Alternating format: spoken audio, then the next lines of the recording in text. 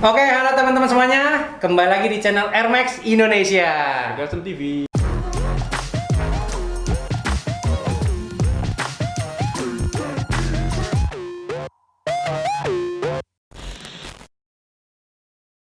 Kayaknya dibuka aja deh. Aduh. Nah, suasananya kan beda nih ya kan. Jadi biasa kan gue sendiri, yang berdua itu biasanya si Bobby sama si Mas Den ya. Nah, kali ini gue sama salah satu tim dari Air Max Indonesia juga. Namanya? Halo, nama gue Ricky. Iya, udah sering muncul di mana-mana kok dia. Oke, nah Rick, nih dingin banget tempat Rick. Beku kita, Bos. Dingin banget cuy, tempatnya cuy. Tapi nggak apa-apa, karena kalau yang kemarin gue keringetan pak. Oke, sekarang kita mau bahas apa Rick? Nah, ini gue ada satu rilisan sepatu baru nih, yang ya lumayan apa ya namanya? Apa tuh? Ikonik lah ya. Ikonik. Nah. Set. Wih. Wih, gile. Cakep. Cakep aja. Gue belum lihat barangnya udah cakep aja. Ini Air Max apaan, Rick? Ini Air Max 95 ke siluet keluaran tahun 95 dengan colorway OG-nya neon. Oh, 95 tuh OG-nya neon. OG-nya neon. Oh, oke. Ini boxnya pun juga apa ya? Desainnya sama kayak waktu dia keluarin pertama kali sih. Gue malah belum pernah lihat tuh yang pertama kalinya tuh pas tahun 95. Itu gue belum pernah lihat. Mungkin teman-teman udah yang lihat kali ya. Ya, coba komen bener bang. Komen di bawah kayak gini nggak nih? Koreksi aja. Nah, benar. Jadi tahun 95 nih boxnya kayak gini nih. Betul. Kayak gini sih teman-teman boxnya nih ya. Kelihatan nggak?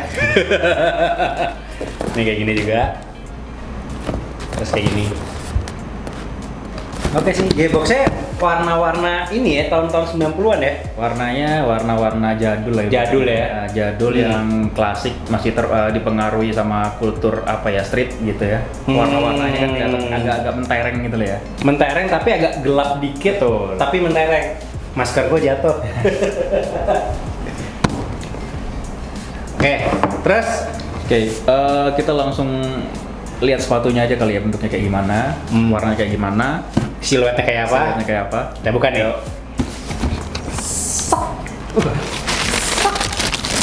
Silakan Rick. Zang. Oh, ya. Boleh dua-duanya boleh. Oke. Ini dapat apa nih? Dapat aksesoris. Oke.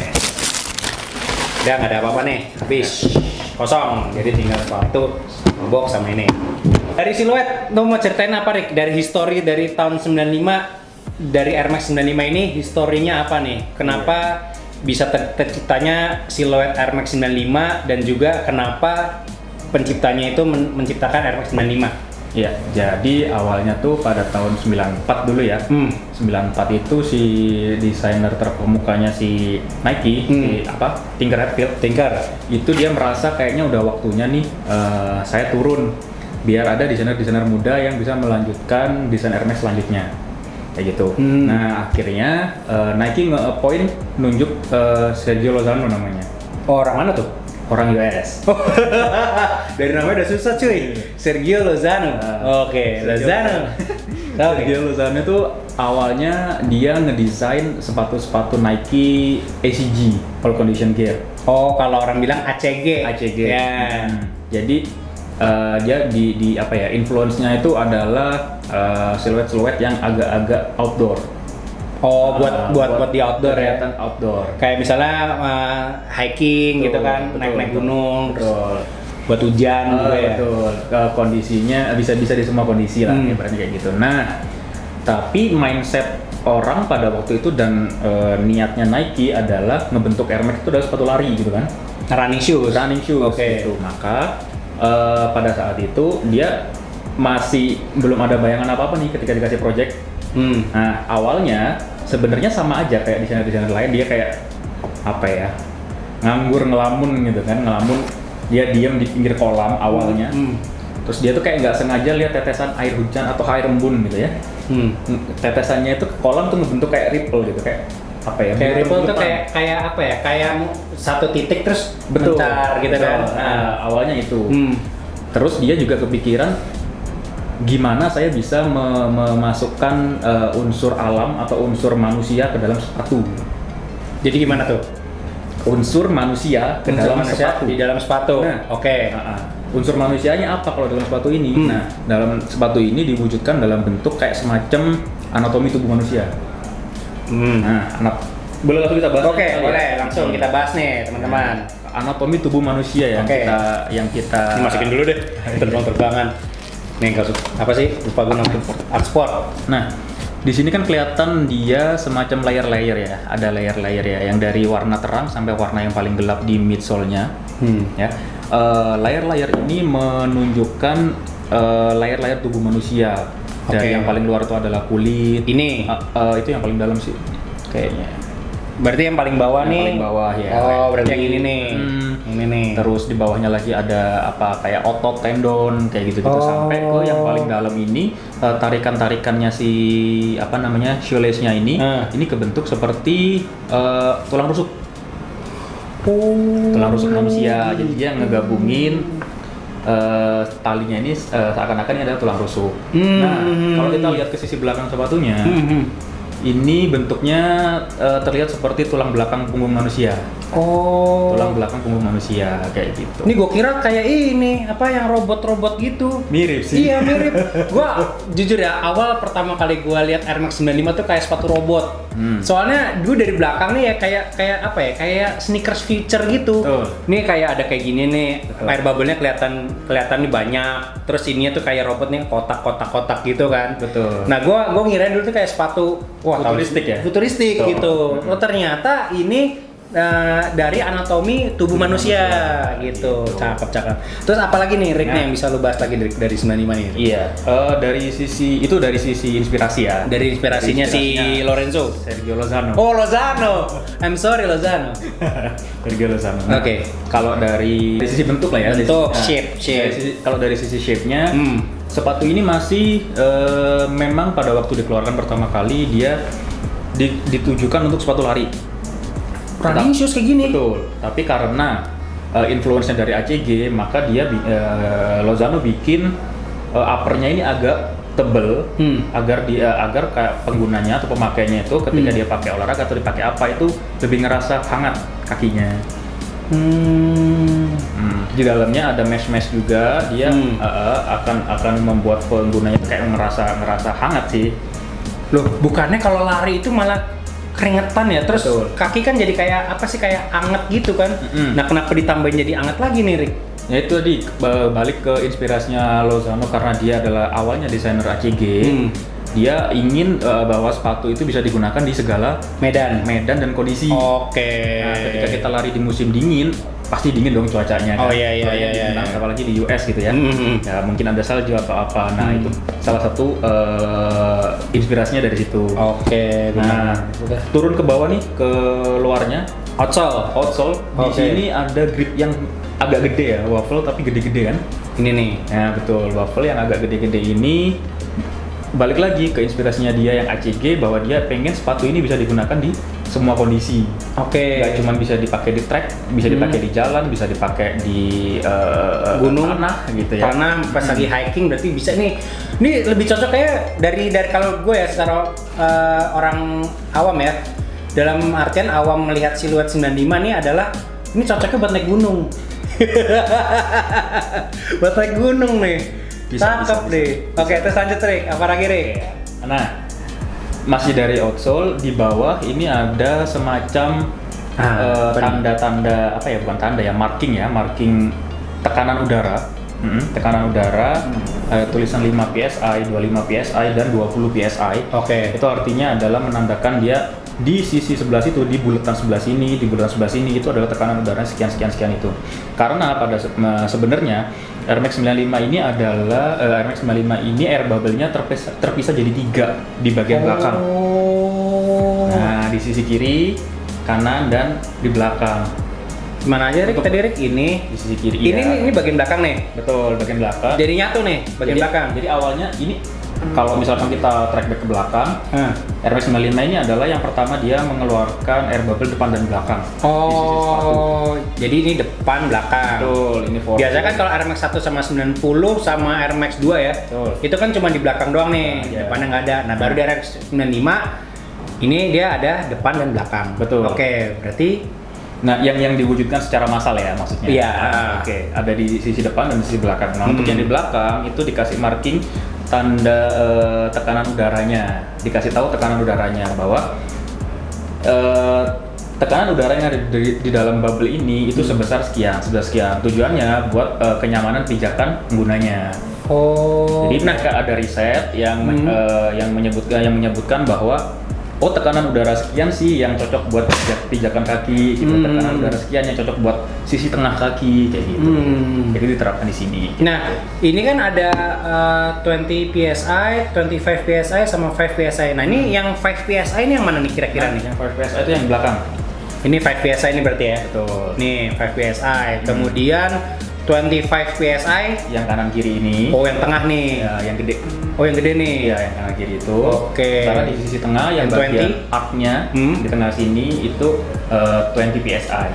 Oh, yang ini nih berarti ya? Betul. Ini juga termasuk? Iya, termasuk. Berarti yang ini nih, teman-teman. Ya gitu. Ya kalau dari sisi yang air bubble yang di depan dia memang masih sama chamber ya seperti yang Air Max 1 atau Air Max 90. Tapi kalau yang air bubble yang di belakang dia udah terpisah per segmen gitu. Dia bukan chamber, bukan yang lubang-lubang udara gitu lagi. Itu sih retronya, dia di retro berapa kali gitu kayak. Oke. Tahun ini itu ada menandakan 25 tahunnya Air Max 95. Ini nih. Karena dia pertama kali di launching tahun 95, tahun ini adalah perayaan 25 tahunnya. Selama perjalanan 25 tahun itu setidaknya itu udah 11 kali di retro. Artinya dia dirilis ulang sebanyak 11 kali. Termasuk perilisan pertamanya dia. Banyak juga ya? Banyak. Itu tahunnya berapa aja tuh? 95, 97, Oke, 95, 97. 8 kalau nggak salah, terus 2003, 2012, 2017. Nah, sisanya agak lupa. Nah, teman-teman googling sendiri lah ya. Kemarin di feed udah kita kasih fact. Nah, jadi teman-teman bisa lihat di feed Instagram kita. Nah, di situ udah kita terangin lah, gitu. Betul. Kita share. Nah, Kalau jujur sih gue belum tahu. kira-kira tahu nggak kenapa kok dia di retronya sampai segitu banyak? Iya, banyak banget loh. Kenapa? Nah, pada awalnya sepatu ini tuh jadi kayak semacam idola baru di kalangan sneakerhead gitu ya di Eropa dan di Asia, khususnya di Jepang. Jepang malahan ya? Jepang itu demen banget sama sepatu ini.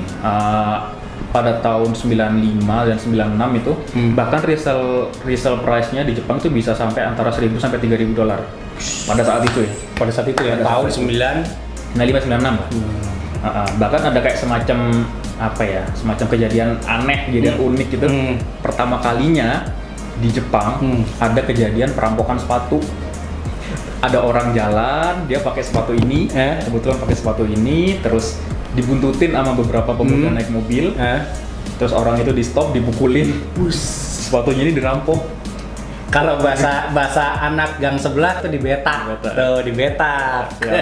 Itu kejadian aneh itu pertama kalinya ada. Spokat dibetak di Jepang. Nah, mungkin kalau di US itu ada hal yang nggak terlalu aneh gitu ya, karena kan banyak gitu ya di sana kultur street culture-nya, terus orang pengen sepatu yang bagus tapi dia nggak bisa beli. Iya. Gitu, banyak. Ini di Jepang gitu. Yang notabene tingkat kriminalitas itu sangat rendah. Jepang. Tapi kalau gue baca ya di kayak di sosial media atau di history gitu, orang Jepang itu memang lebih suka Air Max 95. Betul. Itu lo tahu kira-kira apa sih alasannya gitu? Iya.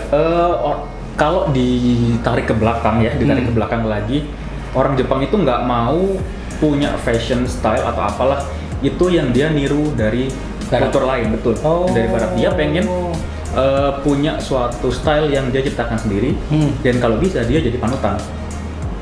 Nah, awalnya Jepang itu suka sama sepatu ini karena ya unik terus warnanya catchy gitu kan. Ada yang pakai akhirnya jadi kayak mewabah, jadi orang-orang pada itu bagus tuh kayak itu bagus tuh, ini beda dari yang lain kan. Betul. Mewabah deh. Nah, Nike melihat kesempatan itu sebagai apa ya, project bisnis gitu kan. Balik lagi dia perusahaan gede gitu ya. Mindsetnya bisnis juga masih ada, makanya dia beberapa kali di retro dengan kuantitas yang dia walaupun di retro berkali-kali kuantitasnya tetap aja nggak terlalu banyak kayak gitu. Iya sih. Nah, dari 11 kali retro itu, kalau misalkan gue boleh cerita dikit ya. Boleh dong. Harus kan, kita kan berbagi. Iya betul. Ntar gue dikoreksi ya kalau misalkan ada yang salah. Nah, kalau ada yang teman-teman yang tahu misalnya kita ada yang salah nih, tulis komen di bawah. Iya, gitu. Kita bisa saling sharing. Betul. Gue tuh belajar sama dia. Nah, dari 11 kali retro itu atau 11 kali rilis ulang itu nggak serta-merta bentuk dan apa ya, desainnya tuh sama persis kayak gini. Desain awal dari Sergio Lozano bahkan ya nggak ada nih logo swoosh. Nggak ada logo swoosh karena dia merasa bahwa Nike itu udah cukup besar tanpa saya kasih logo swoosh pun orang. Jadi nama lo tuh udah kuat. Betul. Gitu. Tanpa logo pun orang udah ngerti. Misalnya lo taruh Air Max aja gitu. Kan orang udah ngerti Air Max. Betul. Nike ya sih kan. Betul, pasti. Atau di belakang kecil Nike Air aja tuh juga sebenarnya udah cukup gitu. Bagi si Lozano-nya ya. Betul, bagi Lozano.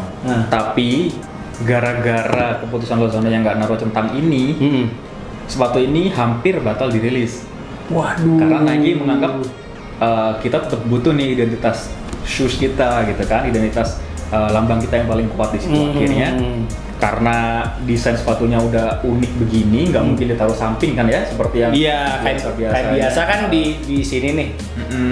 Akhirnya mereka bikin suatu kesimpulan atau keputusan bahwa cukup sih ditaruh di belakang sini sebagai identitas.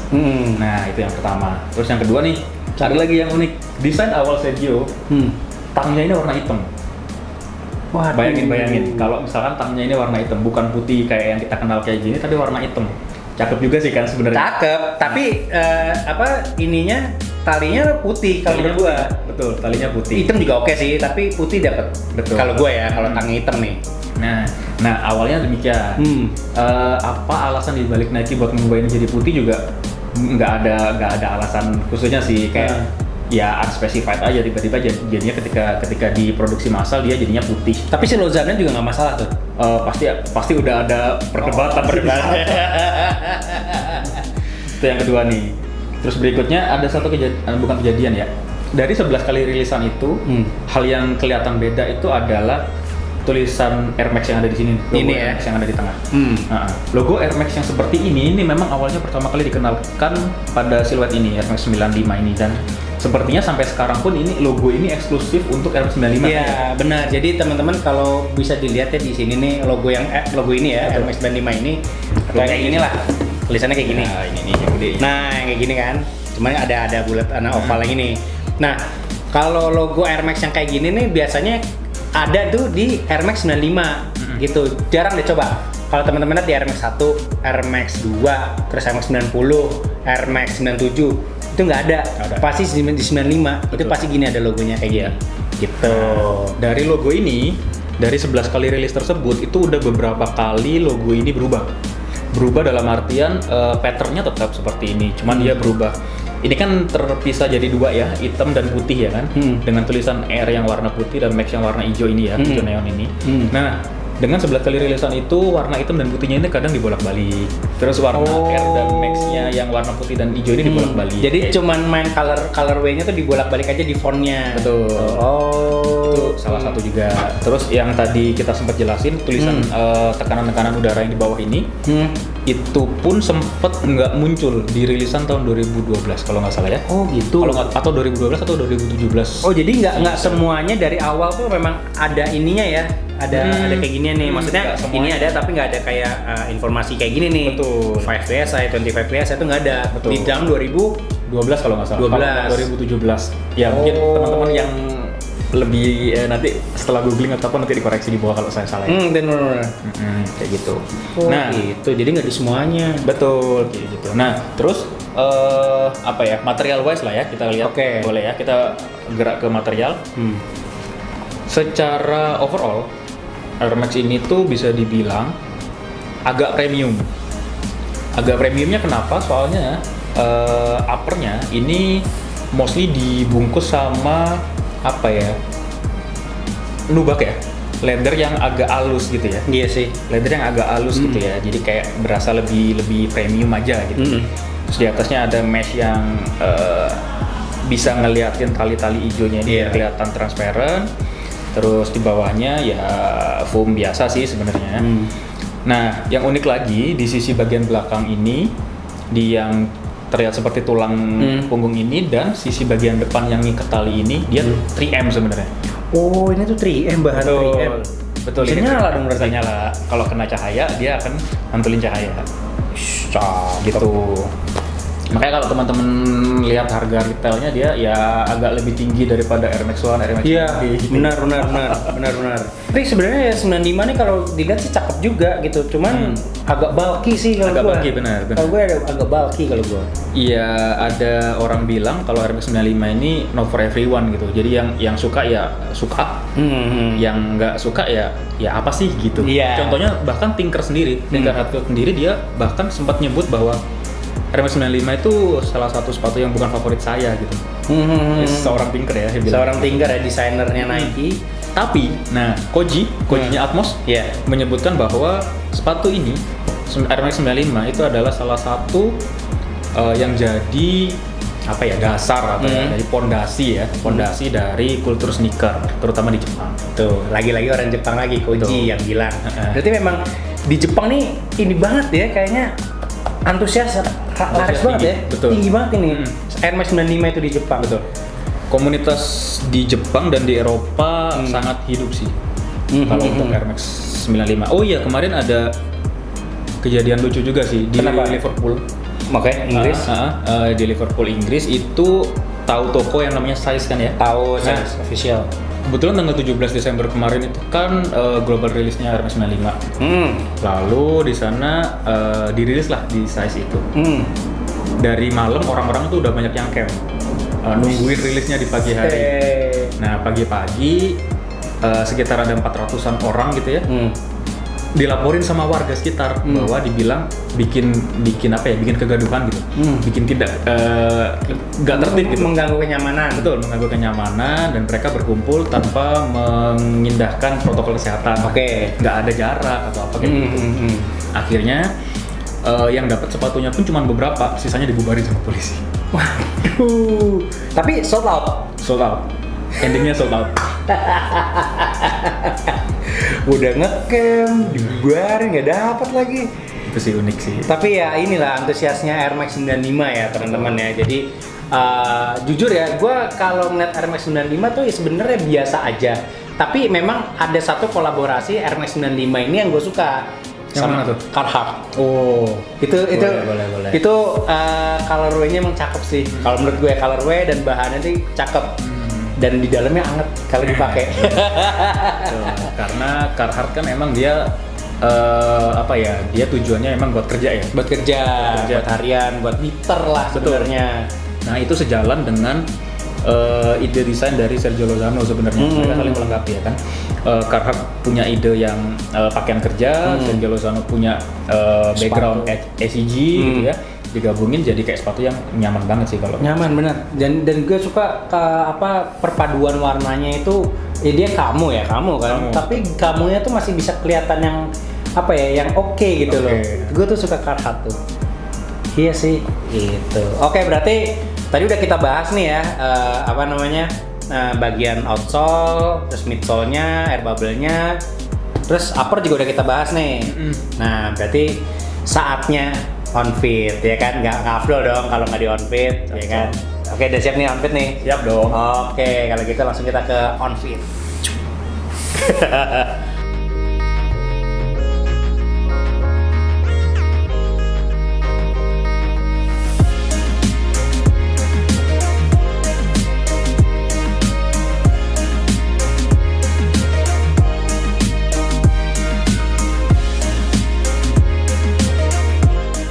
Sebagai penggemar Air Max overall, 95 rilisan tahun ini yang didedikasikan untuk 25th anniversary-nya itu sangat layak buat diburu gitu ya. Sangat layak buat dibeli gitu ya ibaratnya. Selain dia memang siluetnya historik, terus dia juga warnanya OG-nya, desain OG-nya kembali lagi.